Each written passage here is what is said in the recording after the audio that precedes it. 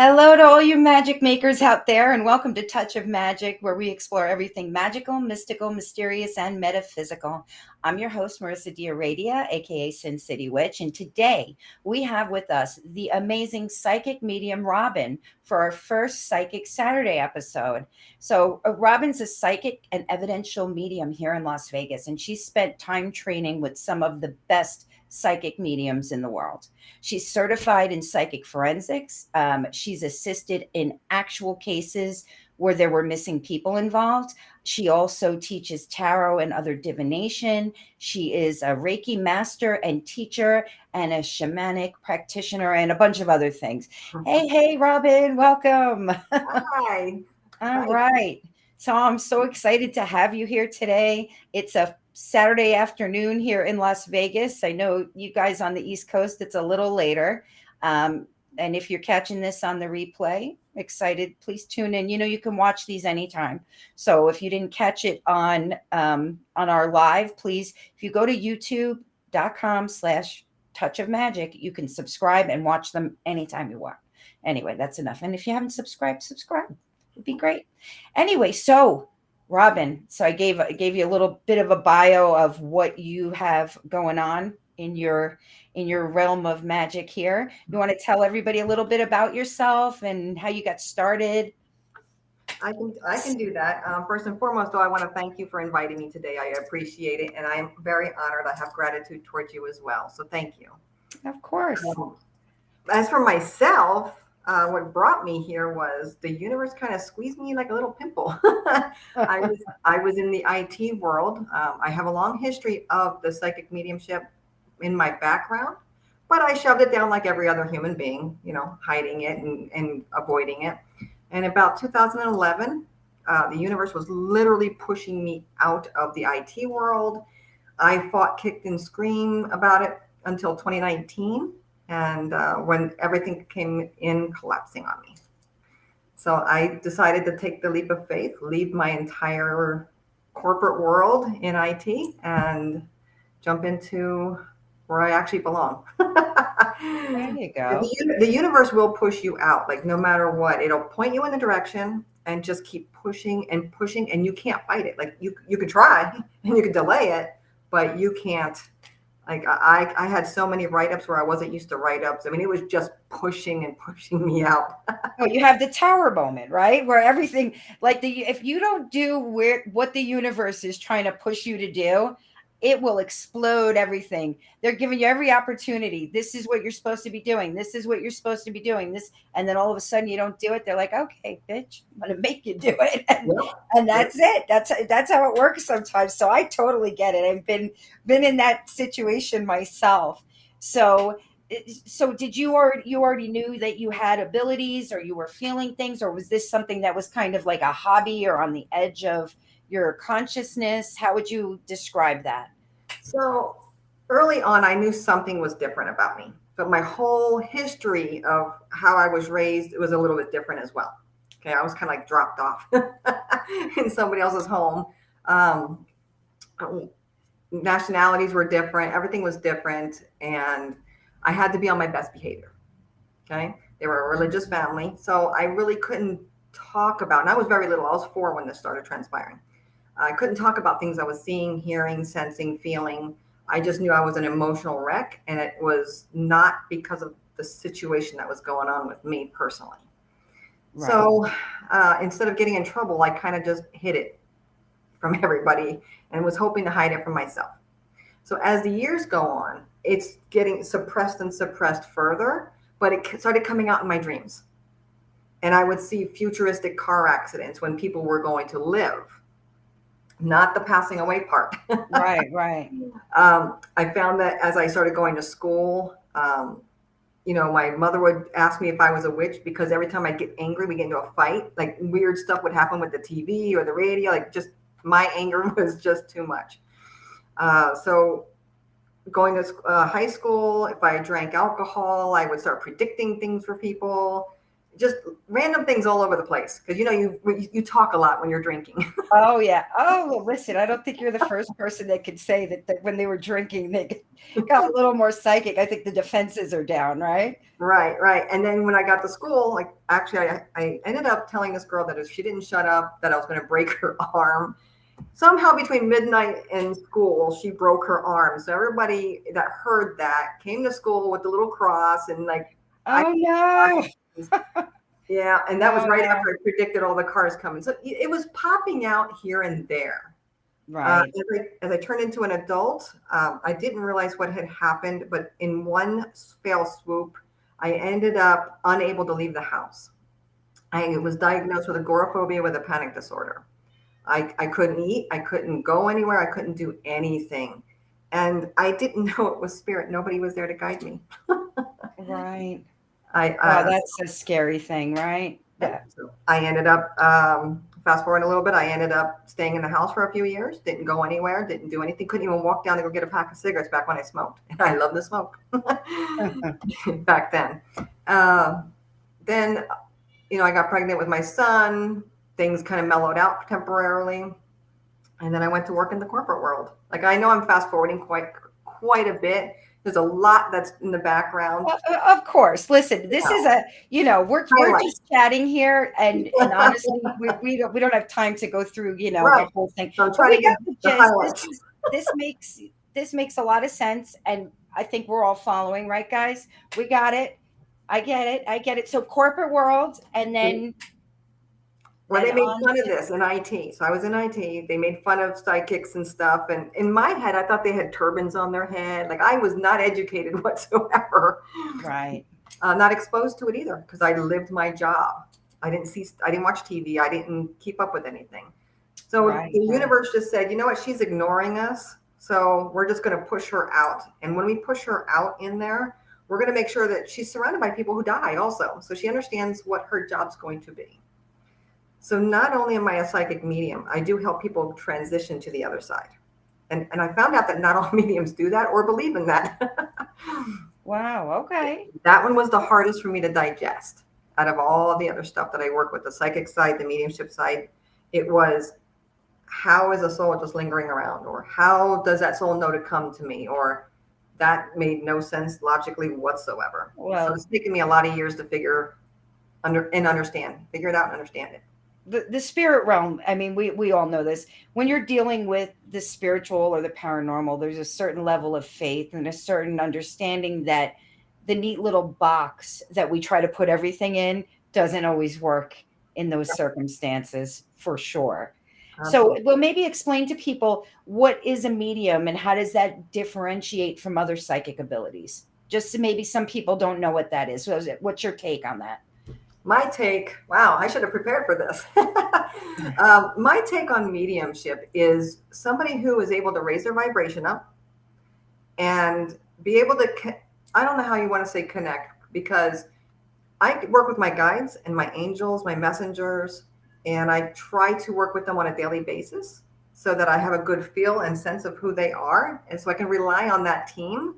When somebody comes to me, my team is what orchestrates everything. It's not me. I'm not magical in that sense, right? All I do is pay attention to, so my mediumship, I'm going to explain my mediumship. Yeah, that's what we're here for. I see things. I see it in my third eye. Sometimes I see it outside. Sometimes I hear things on the inside of my head. Sometimes I hear them on the outside.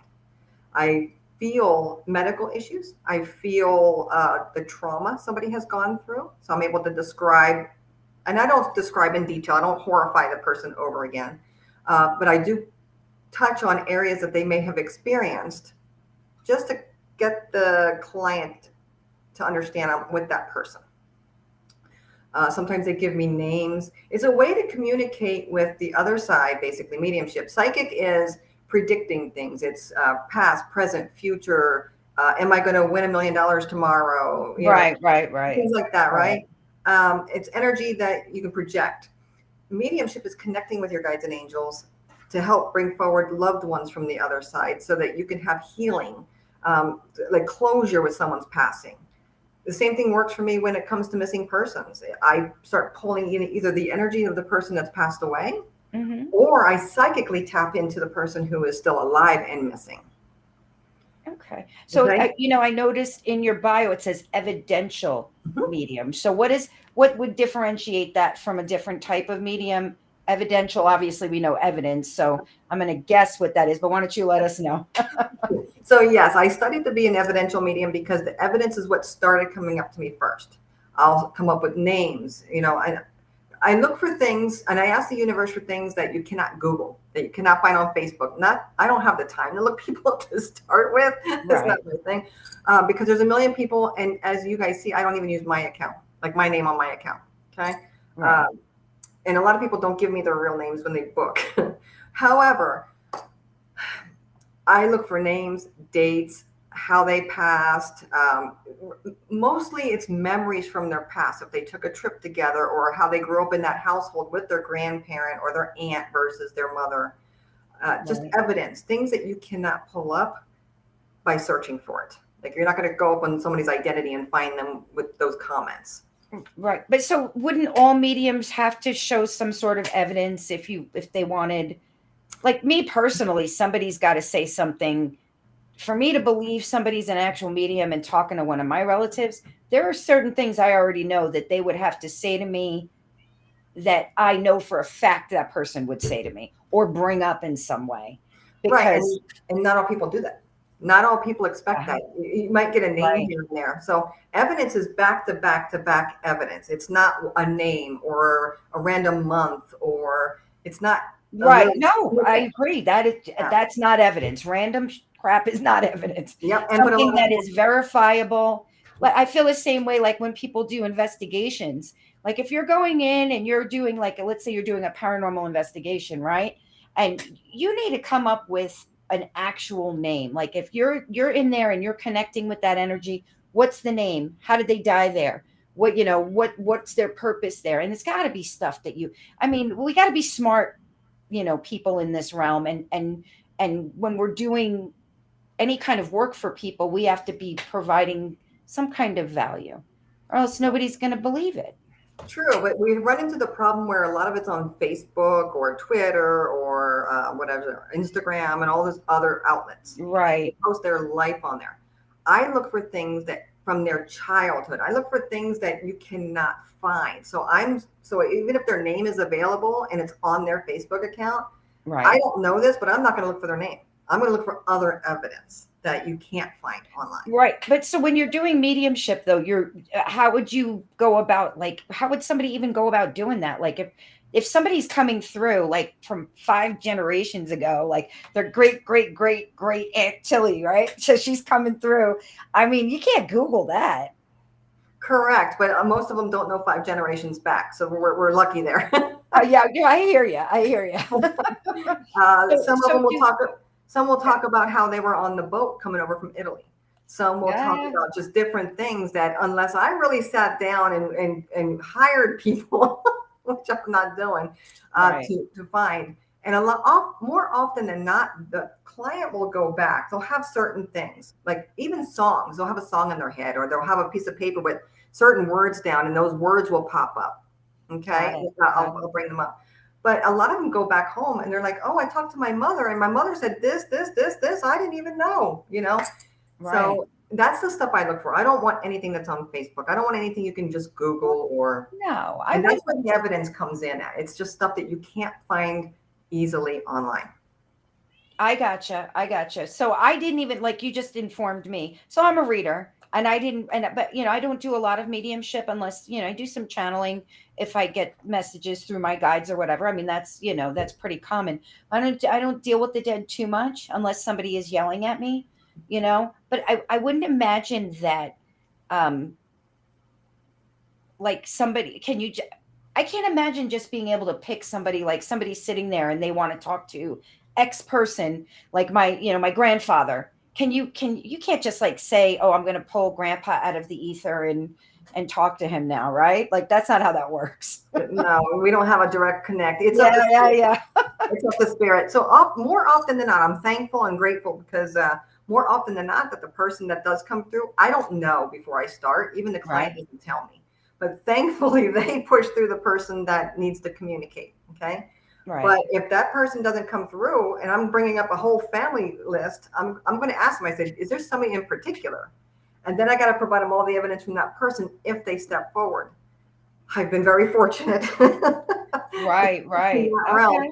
but we can't dictate. Spirit tells us. No. So you were saying something about your guides. So the spirits talk to your guides and then the guides relay the message to you.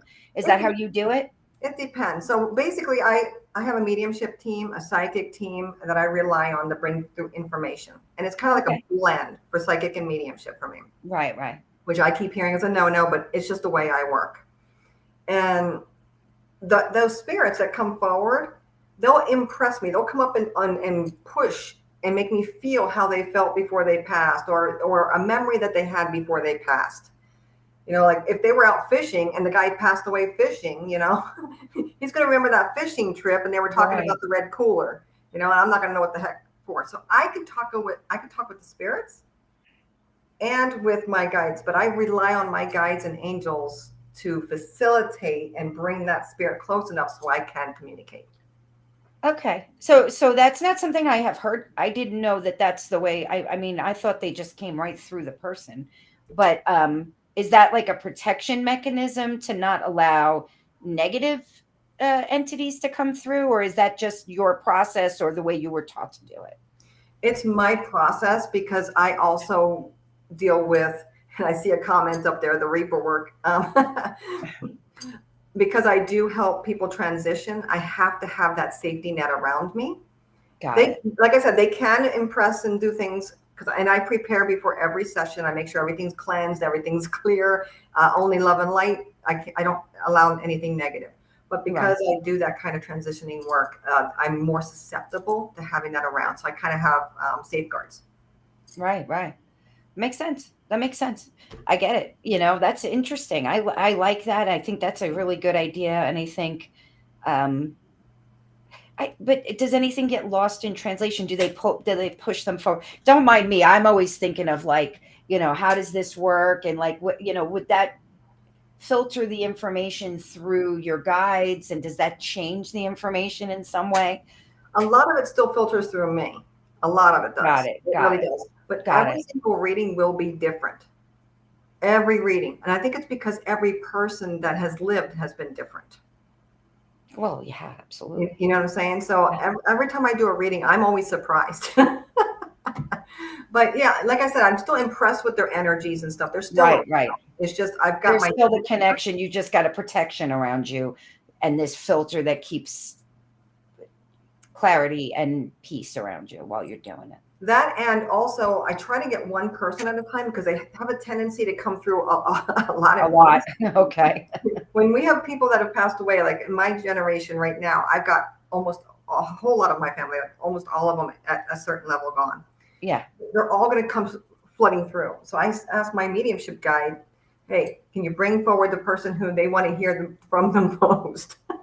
Right, We allow right. one person at a time. One person. So do they ask you specifically, or you just tell them whoever comes through is going to come through? I tell them whoever's going to come through is going to come through. And so far, it's like, I would say a 97% that it's the person that they're looking for.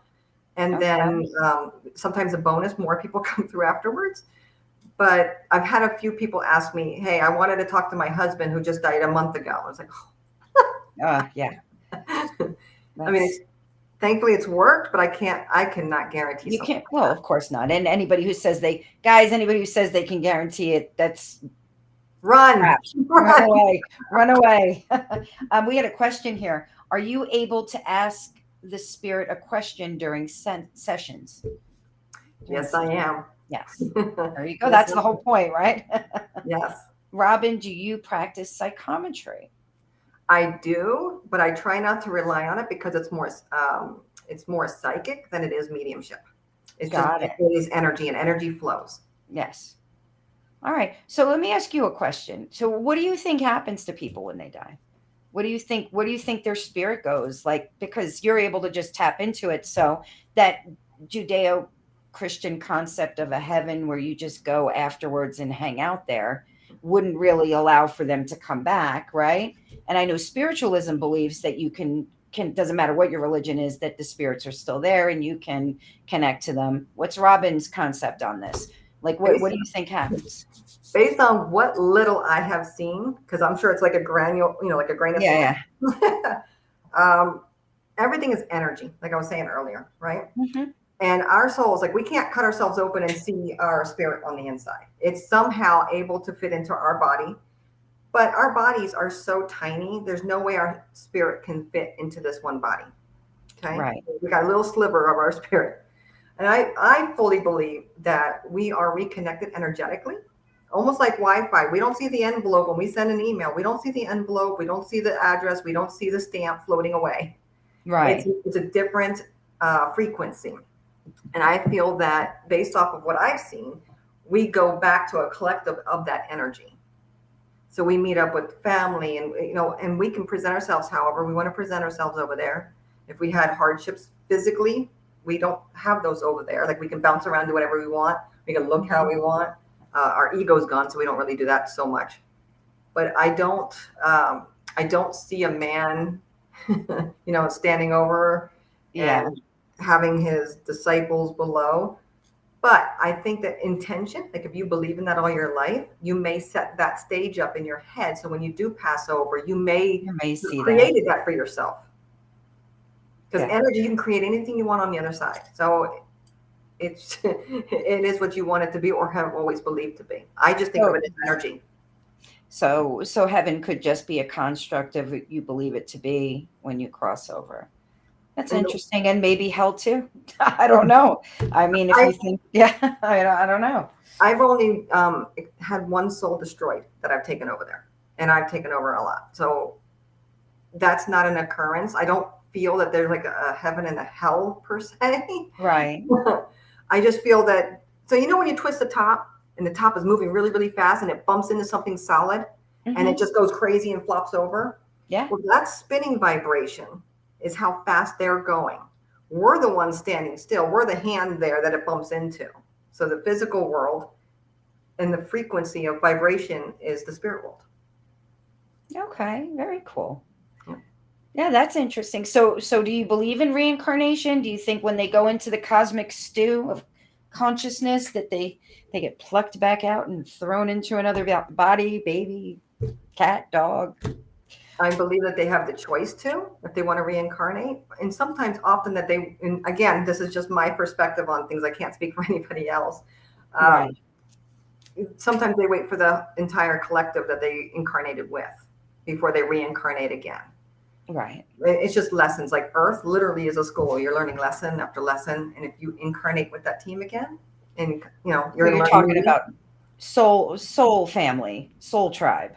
I think everybody we come in contact with in this life, whether we're yelling at them from our car on the freeway, anybody we come in contact with is somebody we've got contact with on the other side. But, but I do believe that I believe we wait for our collective, like you want to say family. Some of them we don't want to. We don't want to see them again. Thank you very much. See you later. But they were there to teach us lessons, just like we taught them lessons. We might not have enjoyed them, and we might have needed them for just a moment, and they're gone. But we do often wait. And you think so? You do believe that there's some form of reincarnation that happens. Okay. And I also believe that when the new child, because I've had this come through in readings, where they give a little piece of their soul to that newborn baby. And then I'll talk about, out of 6 kids, I'll talk about that one child that reminds them of the grandparent. And it does everything with the mannerisms, the looks, all of it. I've never seen this child. And it's like they show that they gave a piece of their soul when they handed them over to be born. And they're just like, oh my God, yes, that's the one. That's pretty cool. So we hear stories and we see, even movies and stuff about spirits that get stuck on the earth. Do you feel like that happens, and does that happen for a reason, according to what you've seen in your practice and experience? Because of the other work I do, which is, it's not a paying job, that part of it, I do believe that there are spirits that get, I do believe that, and they're not out being evil and all that stuff. It's not. Right. Sometimes they can't let go of the person that they love so dearly, or they've been shocked out of their body, like a car accident that just hit them sideways. They didn't even know. Right. Sometimes it's a heart attack. Sometimes they just don't want to go. It's just really up to the soul. And that's the ones that are earthbound. And again, they're not scary. They're not out there going boo and doing all these scary things in people's homes. That's a whole Right. different element to something Right. you can't speak on. But I do believe in earthbound souls. I don't believe there are so many of them that No, were inundated. Like I I don't agree. believe that. I agree. It's a rare occasion when that happens. Mm-hmm. Because I've seen people pass away instantly, like by trauma, and they're gone. Like they didn't get stuck. No. So I think that's probably some kind of a choice, or maybe they're not aware of the fact that they've died. They may not. It just happened so quick, and they're clinging on to out of fear. I think, from my experience, that it's fear that keeps the energy stuck. They're scared to go. So you actually go in and help them get back to be able to cross over. How do you do that? How does that go? That's way too long for this conversation. Okay. All right. So basically, you find the trapped spirit and you do what? Sometimes they come to me. Okay. I do kind of get a line above them. But again, we've got 7 billion people on the planet at this very moment, right? And it's only a fraction. I'm not the only person who does this either. So we're all distributed the weight, the workload. But some of them come to me. Some of them I do have to go in and I'll have to meditate and go get. And some of them in my sleep.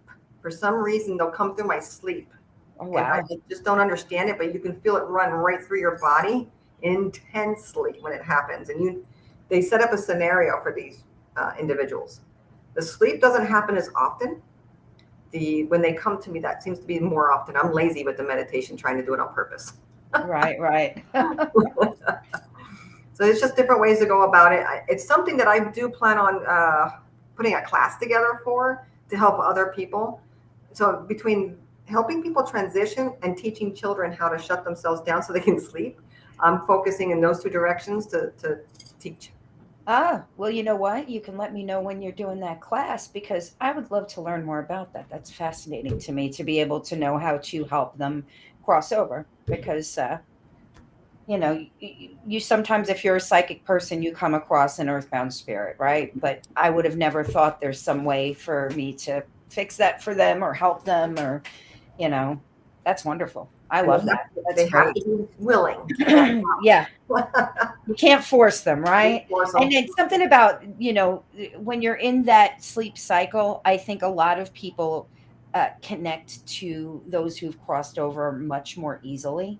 When you're asleep, I think that they have an easier time, because you're in a state of suspended animation, so to speak, and your consciousness isn't there, I think, to block those messages from coming through.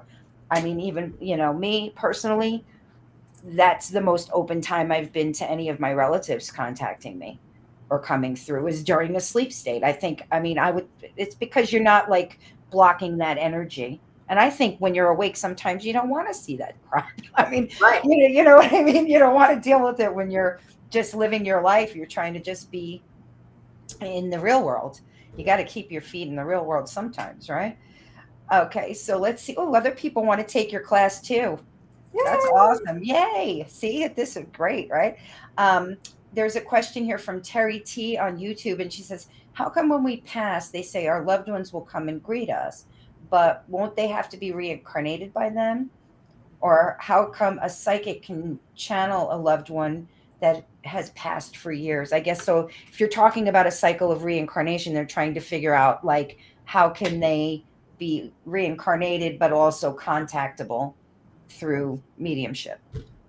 Well, that's just it. We don't get people from the 1800s typically showing up, right? Right. For a reading. Nobody even has a connection from that.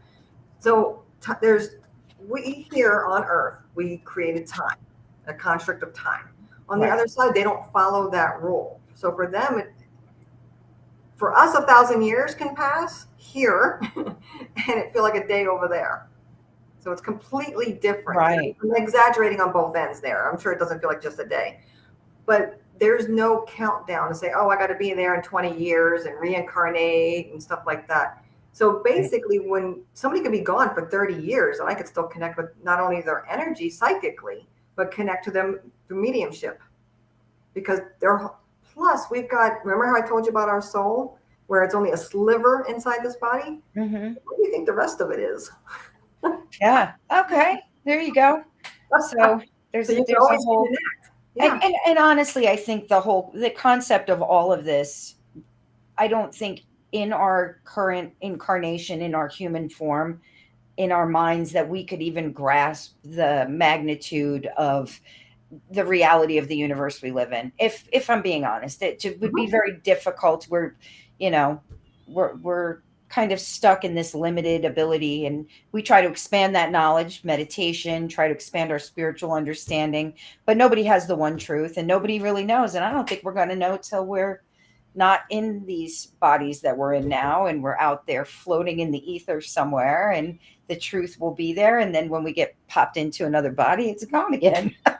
We don't Oh, get to keep it. well, one thing I just thought of, remember how you were talking about people that are earthbound? Yeah. I've noticed that there's people who are on life support or who are brain dead, that they are literally, so I don't mean to interrupt, but No. this is I important. want to hear. And it might be because people that are online or in the future may watch this, but when people are in that state, very often their spirit is on the outside watching the whole situation. They're not even in their body anymore. So that's technically also considered an earthbound soul until they take their body off of life support and Oh, things like that. wow. Yep. Okay. Sorry, Yeah, that makes sense. That makes a lot of sense. I've You had people know, say, "Hey, Robin," and it's usually the soul, and I don't even know that they're in the hospital, and then I have to start making some calls yeah. and to find out that they were in the hospital and they were on life support. So yeah, so Wow. So before even the physical body is dead, if there is brain death, probably that person is not right. in their body anymore. So when people are worried about taking them off life support, or I could have done this, could have done that, or I should have waited, not even to worry about, they're not in their body at that point. Yeah. Yeah. That All right. makes a lot of sense. Because I always worry about that, people in their, if they're in a coma or whatever, or I couldn't imagine feeling stuck in my body. I would hope that I wouldn't be like stuck in this lifeless body. That's kind of comforting, actually, that you're able to travel around. It's sad, but comforting in some crazy way. So is it easier to connect with spirits who have crossed over and come back, the crossed over people, rather than the earthbound people? No. Is it the same? Mhm. Okay. All right. So what made you decide to take the leap into becoming a professional medium? How did that unfold? Like, were you, that's a big jump. It is. So I had a friend of mine who was tragically murdered in 2012, and it hit national news. So when that happened, I literally was going to give up all psychic stuff. I'm not going to take that direction because I didn't know he passed away.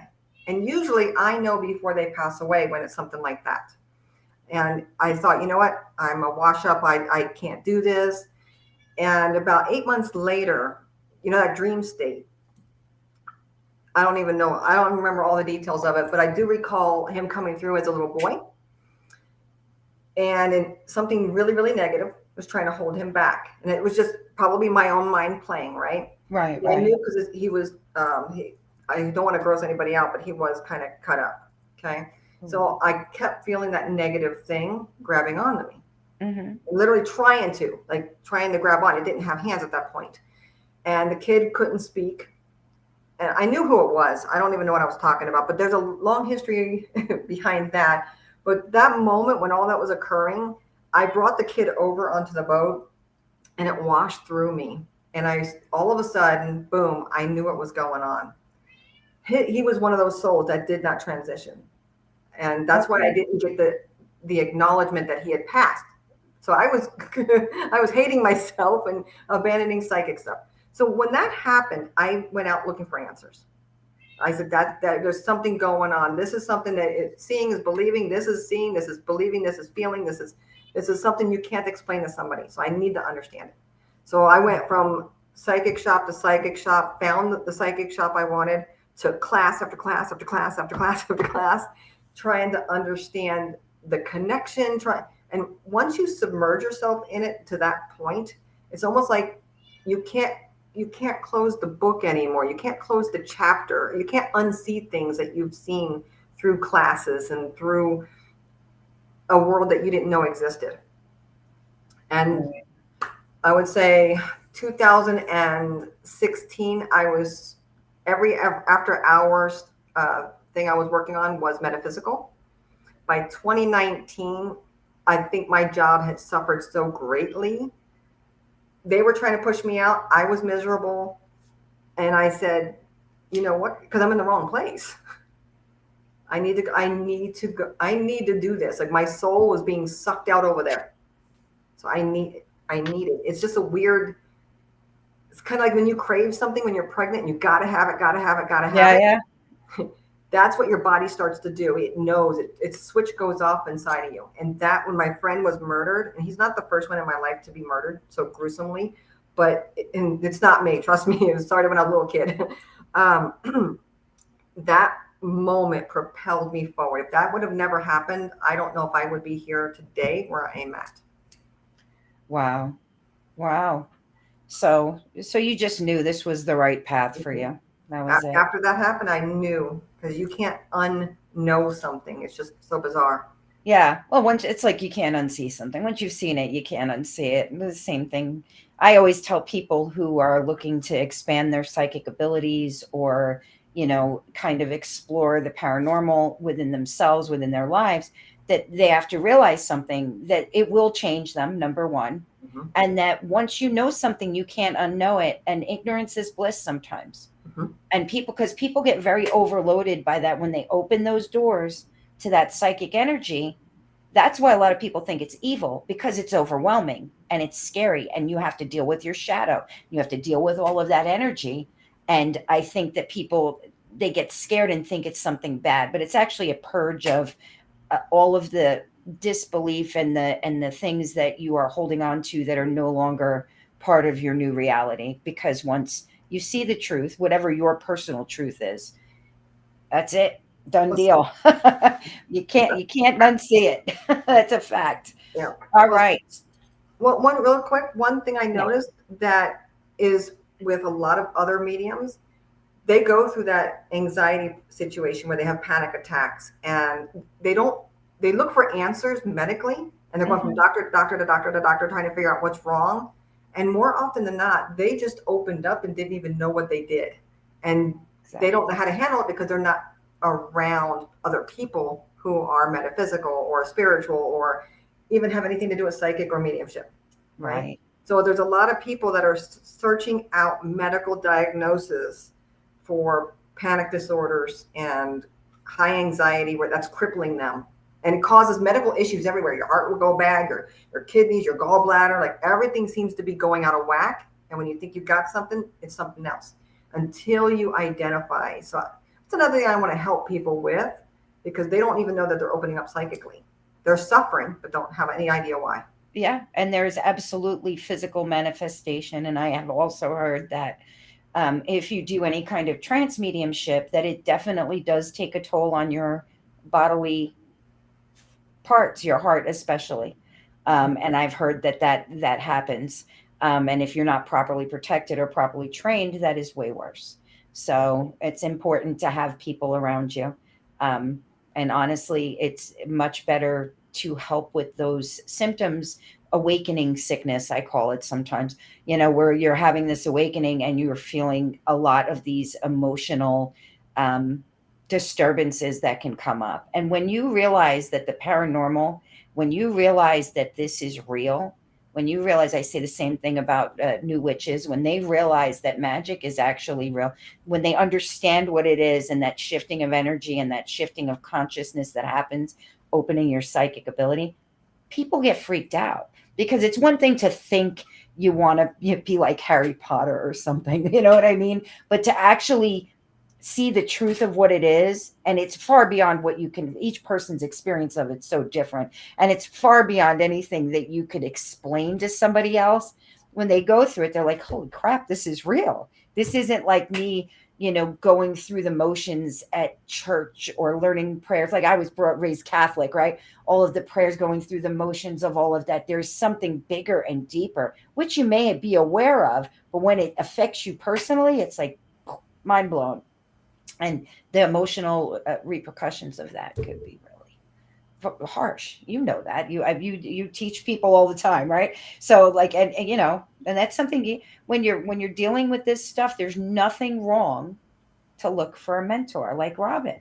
There's nothing wrong to go out and find a class, but you don't find a bunch of wackos. But make sure that they're real people, because now everybody in the world is a psychic expert. Everybody's this, everybody's that. I mean, this is the world we live in. You could say anything you want. I'm queen of Neptune, and I made a website. You know what I'm saying? Like, you have to make sure you vet the people that you're going to. Sorry, guys. I think I'm funny. I'm probably not, though. But, you just make sure you're vetting the people you're dealing with. See if you vibe with them. See if they're saying something that makes sense, that resonates with you. Don't blindly follow anybody. Don't even blindly follow what I'm telling you right now. Like, look it up. Now, this smart people, we are all smart people, I would hope. We don't just believe what we read somewhere on Facebook. We don't just believe somebody with a podcast. We're going to look for evidence, like our evidential medium here, for everything that we're saying, right? So, I also see in your bio that you are certified in psychic forensics.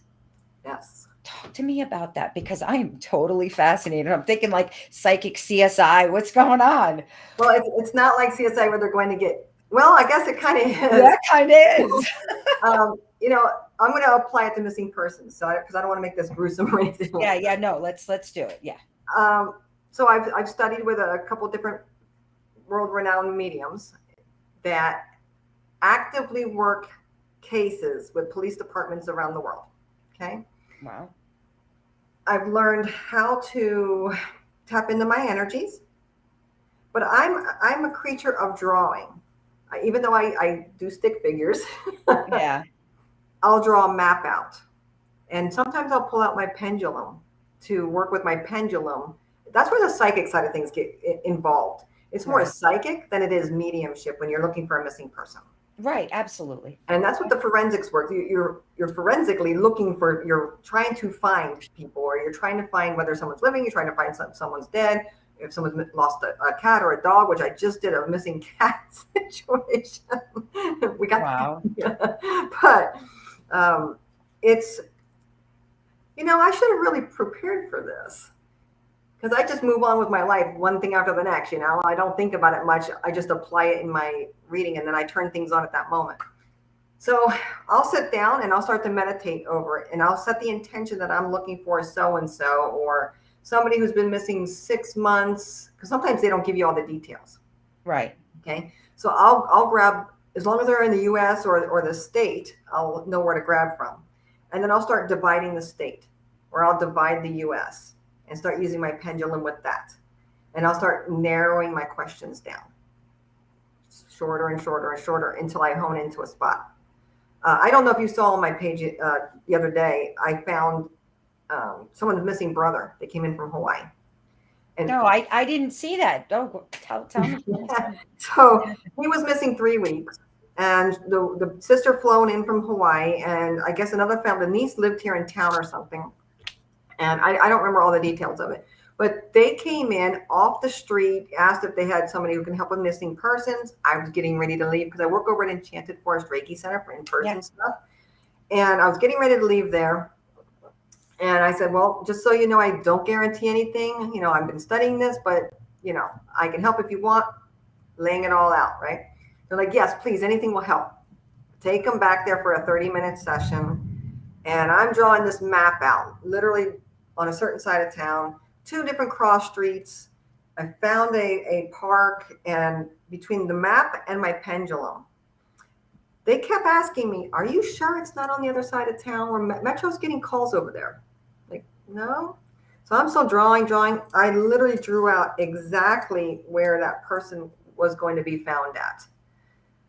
So forensics is trying to narrow down an area where that person's energy is sitting. This person was alive.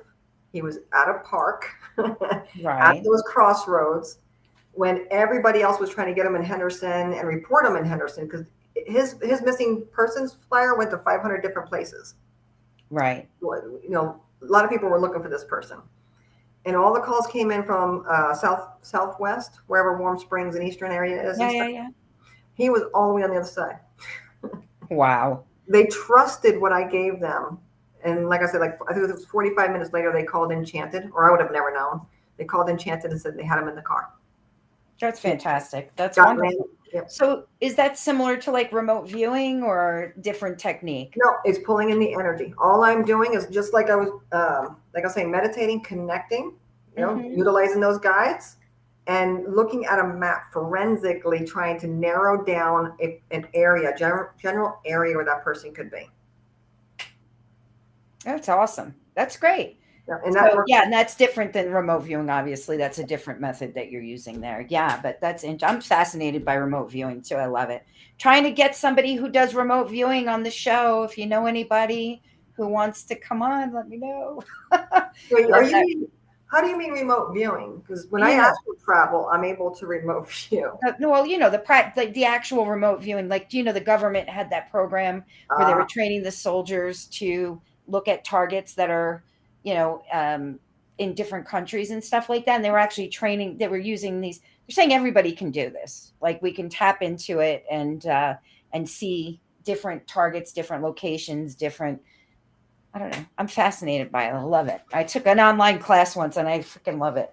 And you know that movie, The Men Who Stare at Goats? That's a true program that they had in the government. And part of that was the remote viewing. They were training psychic soldiers, giving them a lot of LSD. I don't know if that worked. I hope they at least had a good time. Let them go out. Well, if you think about it, it's your psyche that you're messing with and opening it up and expanding it to see things that we don't organically see because we're shielded from. Just like our dogs, they can see in the dark. We can't. No. They can hear sounds that we can't. We know they exist. We just can't hear them with our limited capabilities. Right. And that's when your loved ones are there. Your loved ones are there, but we don't have the capability to see beyond our range. We only operate in a certain range. So there's a lot of people though that are now more interested than ever, I've noticed, in tapping into the psychic realm and tapping into their own connection to the other side and connecting with spirit energy. Any idea why you think this is happening? Do you think there's a reason? I do have a take on that. It's actually a couple of things. One is we have more TV shows. We have people online all over the place. We have internet today, right? And so we've had people popping up left and right on the internet. We've got TV shows that are just flooding the networks. We've got like the Long Island Medium. We've got Thomas John. We've got Matt Frazier. We've got James Von Prague. We've got them all flooding us. So we're hearing stories. And the more people that are hearing these stories or participating in these larger group events it's kind of like this shampoo commercial. You tell one person and they two friends and two. The Breck. Was that Breck? What was that? I don't remember. She told two friends. Yeah, whatever. I get stuck on the details. Sorry, guys. All right. So, you know, it kind of, we have mass information these days. So people are flooding the internet more and more with that and sharing URLs. And it's just a big mess. But we're also in a time, you know, where each generation coming up is more and more open. They're not going to be so locked. You'll have a few, but they're not going to be so locked in and say, nope, doesn't exist. I'm not going to look either. No, we don't have that. We've got people being born that have more mediumship skills than I do right out the gate. Right. Yeah. I think that's because we don't have as much religious dogma as we did, even though there's still a great deal of it. I think that there's been a lot more people who are not raising their children, or children are growing up without that preconceived, you know, shoved down their throat idea that this is the only way that it is. I think there's a more open view to spirituality in general. I think, and also the internet. But, here's the deal, though. I think that with the more people who are genuinely being enlightened and awakening, there's also a lot of crap out there. And so I'm sorry, guys. I'm from New York. I say it like I think. I'm Italian. I say what I think. And I'm just me. That's it. So I think there's a lot of people who are full of crap. And I'm hoping with this show, we get the people who aren't full of crap on here, the real deal, and have them come on Saturdays and get truth about, because people are genuinely looking for help. And there's that people out there taking advantage of them. And I think that's crappy. And then people who are trying to open up their abilities, and they're going to people who are teaching them. There's a lot of for all the information, there's misinformation. So we want real, valid information coming through. And if my little voice can help bring somebody else's voice to the right ears, I think doing a good thing. So let me ask you something. Do you think anybody can learn to be a medium? I think that if you really want to, you can. To be perfectly honest with you, I think Right. anybody can train themselves because it's really intuition. A lot of this is just, and we're animals technically, right? And we have to follow our intuition. But for so many years, we've been pushing that down because logic. We have to go to work. We have to do this. Like next. Okay. Back in the days, well, I'm going to skip that. Horses, when there's an earthquake coming, what are they doing? They're running. They have intuition. Okay? Right. Dogs do the same thing. They behave a certain way when there's some trauma or natural disaster coming. Okay. We have that in us too. We feel bad things coming. So I really believe that we have the ability to be a medium. Okay. Train ourselves to be a medium. And I also believe that there's people that are born wide open and already just having a conversation going on. They already got it going on. Yeah, for sure. So it's just a matter of kind of like when people are born. You can play piano, right? Play the piano, you can really suck at it. Yeah. Or you can be born and be 4 years old and banging it out. Strategy, right? You're a Mozart. There you go. So that's the difference there. So you can study and be able to connect with your family, sense them around you. Absolutely, you can learn that. Absolutely. Right. So you can learn, but not everybody is going to be Mozart, let's say. You know what I mean? So not everybody is naturally tuned into that frequency, just like I'm never going to be an opera singer at the Met in New York, and that's not going to happen. And I probably will never play professional basketball, because even if I learn how to throw it in the hoop, because not everybody can. But I think we can all tap in to, I just think that a lot of people overestimate what they're capable of. And I think that the first thing to being a good psychic and tapping into your abilities is being honest about who you are and what you do. And about being a good person in general. Just beyond, who cares, Like I'm never going to win a Betty Crocker cook-off either. So there you go. So anyway, practicing is important. Practice makes better, right? Because There's no perfect, right? Uh-huh. There's no perfect. Practice makes better, and educating yourself and making sure that you've got, the right education. Read, listen, take a class, get a mentor. And these things are good. Yeah. Take everything with a grain of salt. Like I can go to 5 different famous mediums, and they've got all different takes on the afterlife. And they've got all different takes on how you should become a medium. Take it all with a grain of salt, because if they tell you can't write stuff down or you can't do this to be good at it, that's your body. You work in a different way than they work. Right. You got to trust your own process for sure. Correct. And with the afterlife, great if you latch onto it and something that you can conceive, but that's all that we're shown. So one person can argue what I say, and I can argue what somebody else says. None of us know for sure how it works.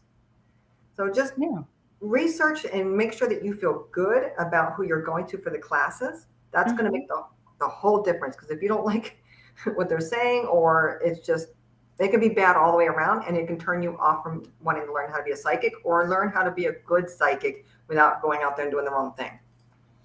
This is true. You got to make sure it resonates with you. And what resonates with you might not resonate with someone else, and that's okay too. And your experience of your gifts is yours and yours alone. Nobody can tell you, who or what you are. or what you do or do not know. What the only thing that you can use is to be able to validate what it is that you're seeing and feeling. So if you do things your own way and you're tapped into this energy and the things that you see, feel, and know come to fruition, or you can validate that it has happened before, doesn't matter if, the grand high poobah of psychics has told you that you are, good enough to go. That's all it takes for some people. They just naturally are born, they just do it. So just, don't let anybody make you feel less than either, because that's important. We've all got our place in this whole journey. Um, anyway, okay. So how can people reach you for a session, Robin? Well, my website is beyondtheveil444.com. If that's too much, because some people forget it, you can always type in psychicmediumrobin.com. My Zoom readings are available there. Also, if you have to have an in-person session, I don't always recommend them because the energy is better online. But if you don't have a place where you can go on Zoom, or if you don't have a place that's private, I do sessions out of Enchanted Forest Reiki Center here in Las Vegas. So you would go through them for those particular sessions in person. All right. And I put the link up there for anybody who wants to see it. And Enchanted Forest Reiki's here in Vegas. So honestly, if you're in Vegas, that's probably a good way. I know you like the Zooms too. I prefer them I because the dig energy is better. Energy is better online. Yeah. So if you want to reach her, there's beyondtheveil444.com. You can reach out to Enchanted Forest Reiki Center here in Vegas. You can Google Psychic Medium Robin. Yep. And my website also is psychic. I have both, Psychic Medium Robin. So if you just type that in, that also will take That'll come up. Yep. Okay. So this was great. Thanks so much. I hope you had a good time. And you were my flagship Psychic Saturday. There you go, Robin. Yay! So I'm excited. Yay, we got through it. So thanks so much for being here with us, whoever hung around to hear what we had to say today. Join us for our next episode of Touch of Magic on June 5th, which is tomorrow. We're going to talk to Belladonna Laveau, who is the archpriestess of the Aquarian Tabernacle Church, a Wiccan church. And we're going to talk about Wicca and learn more about the ATC and maybe dispel some myths about Wicca. Some people have some negative ideas about it, and I want Belladonna Laveau to come on and tell everybody the real deal, because you know who you find out the truth from? Somebody who's actually living that life. And she's amazing and fun and beautiful, and she's going to be a great show. So that's tomorrow at 5. You can always catch it on the replay. If you haven't subscribed to Touch of Magic, please subscribe to Touch of Magic on YouTube, or like the page Touch of Magic Show on Facebook. If you're interested in being a guest for any of our live broadcasts, we have our Touch of Magic flagship show on Sundays, Witch Talk Wednesdays, where we're talking to modern witches about whatever their practices are and sharing info on living the craft, and Psychic Saturdays. That's what we got going on now. You can reach me at Marissa DiAradia@gmail.com. It'll be in the comments. It'll be in the description of the show. And until then, remember to be the magic, because you are the magic, and that's a fact. I'll see you again next time. Thank you.